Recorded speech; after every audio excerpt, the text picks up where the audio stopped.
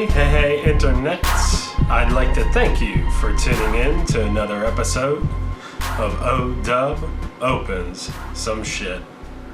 And first things first, before I get started, I'm going to pour this beer.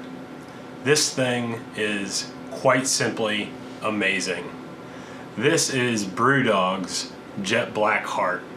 Now, I normally don't buy weaker beers. This one's only about 4.7%. Because, frankly, when I drink beer, I like to feel it. But I picked this one up because it's one of my favorite styles, an oatmeal stout.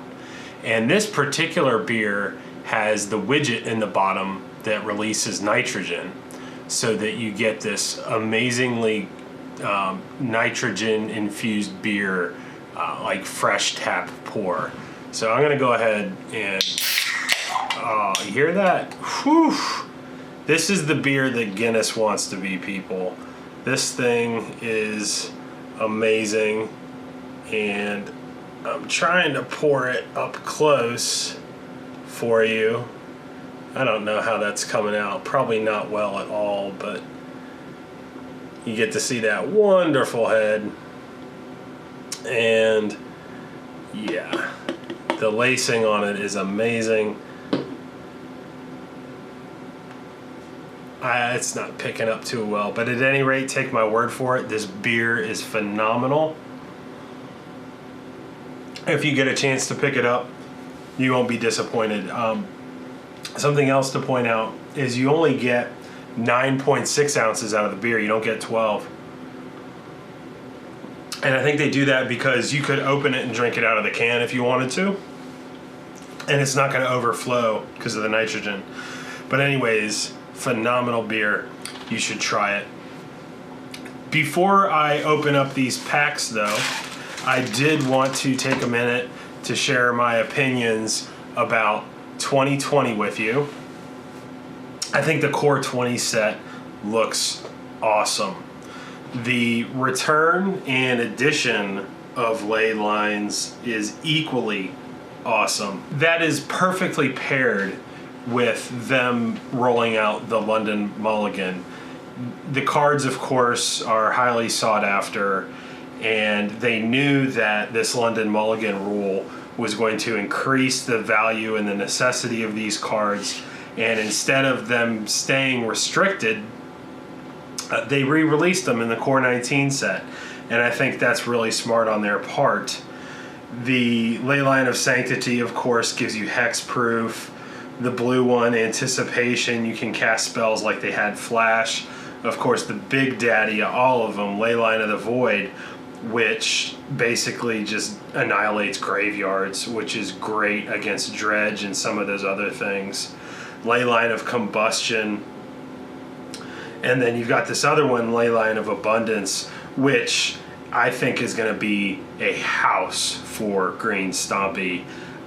Getting this in your opening hand and turn one Llanowar feels like so much more with this on the board. It's going to be something to watch.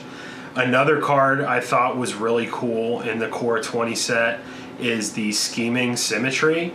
The art on this is a lot of fun. You've got these two guys, they've got knives at each other's throat. You can't tell where one begins, you can't tell where one ends, and then they got these silly wigs that remind me of like Parliament or something. This card coupled with mill is just a mind fuck for your opponent. If they know you're on mill and they see you cast this card, they're just at a loss. I mean, do they get a good card and put it on top? Probably not, because you're going to mill it. But what if you don't mill? It's nuts. I think that card's a lot of fun. Another card that jumped out at me just because of the art is Thought Distortion. This dude's head's getting like twisted and ripped apart. He looks totally surprised. And then the hands are like, where are they even coming from? They almost look like the hands belong to two different people. I don't think this card's necessarily going to make it into standard, but I can certainly see where if you actually got to cast this, your opponent's probably going to look like the guy in this picture. I'm really happy to see all of the Scrylands coming back. I think that the Scrylands are fun to play with. I think they're really fun and limited. Like, I'm not disappointed when I open a Scryland in limited. And then I think once we see some of the other land cycles rotate out this fall, the Scrylands will become a little more relevant, and they're inexpensive to pick up, which I really appreciate. Another card worth calling out is Fry, and this cracks me up. I absolutely love the art. You've got these two bird feet standing there with feathers around, which a bird just totally speaks Azorius, right? A flying creature. And this thing just annihilates a blue or white creature or planeswalker, and it can't be countered. This is a great answer to all kinds of problems in the standard meta, and the art cracks me up. I just think that art's pretty funny. So yeah, there's tons more in the 2020 set I'm not going to get into because there are tons of really good set reviews out there. I'd encourage you to look for some. One of my favorite set review outlets is Heroes and Legends. So anyways, let's talk about the Mythic Championship that finished airing today. Oh, and before I open these, I want to point out I do not have Ixalan. So I've got 2 War of the Spark. And yeah, because I couldn't get my hands on Ixalan. So anyways, the Mythic Championship that finished airing today, that was just a great event. While I prefer watching paper Magic, digital Magic is fun to watch. And I think the pacing is a lot quicker, and perfect rule enforcement keeps things running pretty smoothly.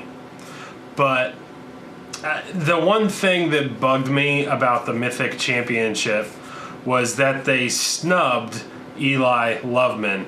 And this guy won the last Mythic Championship. I think the reigning champion should be invited to the next championship. It just doesn't make any sense. So I was bummed out that Eli Loveman wasn't in there, but I really did enjoy watching the Mythic Champion on TV. Championship. Tyrant Scorn and Domri, Anarch of Bolas. I actually needed that for a deck I'm building, so I'm happy with that. That's a good one right there.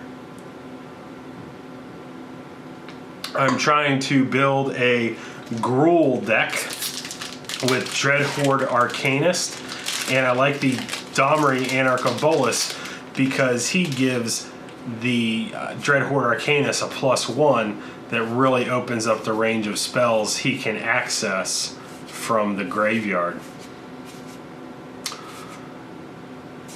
And Camaraderie. I think I may have needed that one. That card does not look familiar to me. Sweet. So yeah, I'm not going to spoil the Mythic Championship for you and who won if you like to watch that sort of thing. But you could certainly just watch the last 2 people compete, which I think is a lot of fun. You don't have to watch the whole thing, which is like a bazillion hours of Magic, and a lot of it starts to look the same after a while.